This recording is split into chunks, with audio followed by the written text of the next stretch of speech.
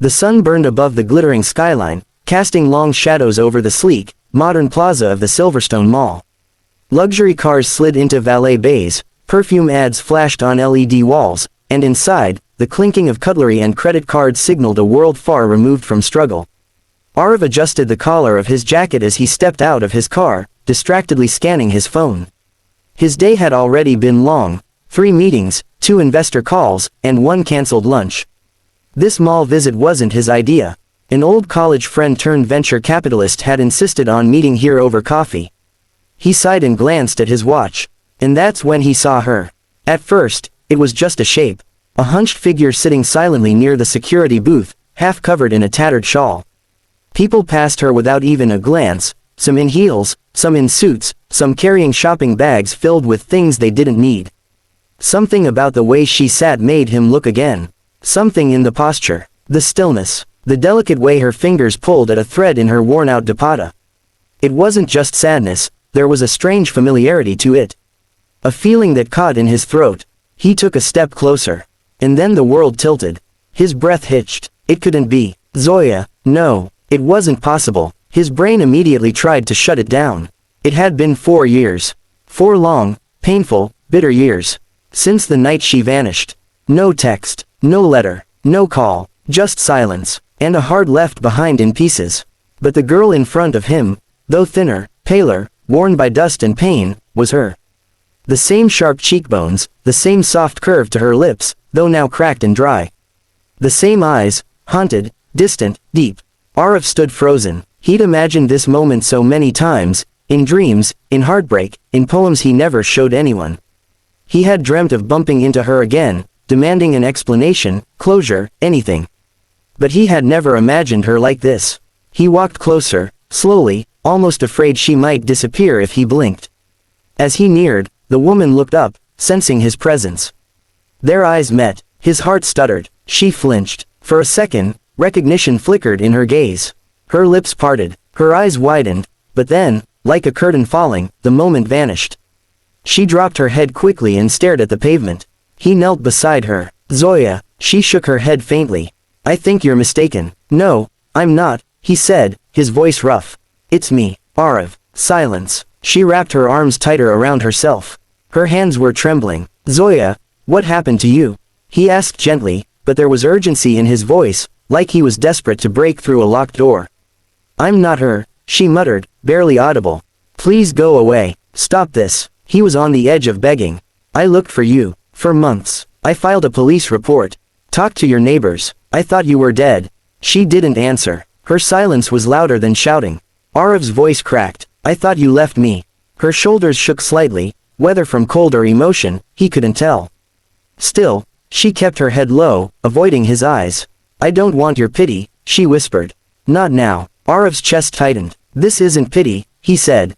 This is shock, and anger, and pain. You disappeared without a word.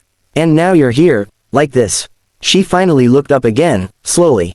The girl he had loved was still there, behind the hollowed cheeks and guarded eyes. But something was different. She was no longer just Zoya, the poet, the dreamer. She was someone who had walked through fire, and hadn't come out the same.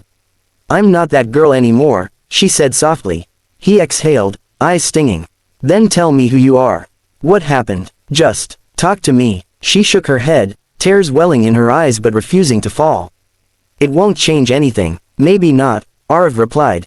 But maybe it'll change everything. A gust of wind swept past, lifting the corner of her shawl and revealing a faded bruise near her collarbone. His jaw tightened. Zoya quickly pulled it back over, turning away from him. Aarav didn't push further. Instead, he stood up slowly and said, I'm coming back tomorrow. I won't be here, she murmured. Then I'll wait until you are. She didn't respond, but as he walked away, he glanced back once, and saw her watching him. Just for a second, the past had just come crashing into the present. And something told him, it wasn't over. Aarav couldn't sleep that night.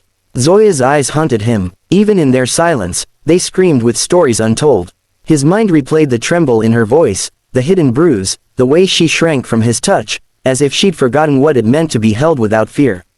Morning came with gray skies, but he didn't wait for sunshine. He drove straight to Silverstone Mall, Past traffic lights and honking rickshaws, not stopping for breakfast or emails. He parked and headed toward the staff entrance, not to see her yet, but someone else. "Rakesh uncle," he called out, spotting the old watchman finishing his chai. The elderly guard looked up, surprised. "Aarav beta, you here again?" Aarav nodded, his tone serious. "I need to talk. About the girl outside, the one sitting near your booth." The old man's eyes clouded. He lowered his cup. "She's been there nearly every day for 3 months now," Rakesh said. "Just sits. Doesn't beg loud like others. Doesn't trouble anyone. Keeps to herself." Aarav's jaw tightened. "You know who she is?" Rakesh gave a cautious look. "Should I? She's Zoya. My Zoya." Rakesh's eyes widened. "Zoya, the girl you used to bring lunch for in your old Alto? The one who used to wait here under the neem tree?" Aarav nodded. His voice dropped. "She disappeared 4 years ago. Just vanished." The old man looked down at his chai, quiet for a moment. Then he set it aside and sighed. "I remember something strange," he said slowly. "Not sure if I ever told anyone." "What is it?" "It was late, almost midnight. I was ending my shift when I saw her arguing with 2 men near the service lane. One was older, loud. The other, I never saw his face clearly. She was crying. Then suddenly, they dragged her toward a car." Aarav's heart slammed against his chest. "And you didn't stop them?" "I tried," Rakesh said defensively. "I shouted. I even called the police, but by the time they bothered to come, the car was gone. I didn't even know her full name, Beta. What could I say?" Aarav ran his hand through his hair, pacing. "Did she try to escape?" "She screamed once. That's all. Then nothing. After that night, she was gone. I thought maybe her family took her away." "She didn't have family like that," Aarav muttered. "Only an uncle she hated." Rakesh nodded slowly. "Then maybe, that's who took her." Aarav's fists clenched. "And all this time, I thought she left me. Just like that, without a word." "She didn't leave you," Rakesh said gently. "She was taken." Those words hit like a punch in the gut. 4 years of anger. 4 years of sleepless nights, wondering what he did wrong. Why he wasn't enough. Why the love they shared had crumbled without reason. But it hadn't crumbled. It had been stolen. And the woman sitting outside the mall now was the shattered version of the one he had loved with every piece of his soul. Aarav looked out toward the mall entrance, jaw tight with resolve. "I need to know more," he said. "Where she went. What happened?" Rakesh shrugged. "She doesn't speak. To anyone, Beta. Even the chaiwala tried giving her tea. She just shook her head. Some say she's mute now." "She spoke to me," Aarav said softly. "Not much, but enough. Then maybe you're the only one who can reach her." Aarav nodded. "I'm going to bring her back." Rakesh hesitated. "Back to what?" "She's not the same girl, Aarav." "I know," Aarav replied. "But neither am I." There was a silence between them, thick with truth. Rakesh finally smiled, his weathered face softening. "You always had a stubborn heart. Just like your father. I'll take that as a compliment." He turned to leave, but the old man stopped him. "One thing, Beta. Yes, when you see her again, don't ask too many questions at first. Just sit, let her speak when she's ready." Aarav paused, then nodded. He knew this wasn't about dragging the past into the light. It was about earning the truth. And the trust. He looked one last time toward the corner where she always sat.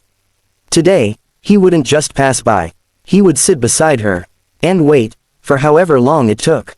Aarav had once believed that love, when lost, could only live in memory. That silence meant rejection. That absence meant abandonment. But seeing Zoya again, worn, wounded, but alive, rewrote everything he thought he knew about love, pain, and healing. She hadn't left him. She had been taken by a cruel twist of fate and buried beneath years of fear, silence, and scars. Yet even in that silence, something in her had waited, for safety, for hope, maybe for him. And now, he wasn't chasing closure anymore. He was building a beginning. Not the fairy tale they once dreamed of, but something far more real, messy, slow, patient, and kind. With every moment they sat side by side, saying little but sharing everything, a piece of her returned to the world. And with every piece, Aarav stayed, not to fix her, not to rescue her, but simply to be there. Because sometimes, the greatest love isn't loud or perfect, it's the kind that stays when everything else falls apart. In the end, Zoya didn't need a prince. She needed someone who saw her, and didn't look away. And Aarav, he found her not in the light of a perfect moment, but in the shadows she tried to hide in. And he chose her all over again.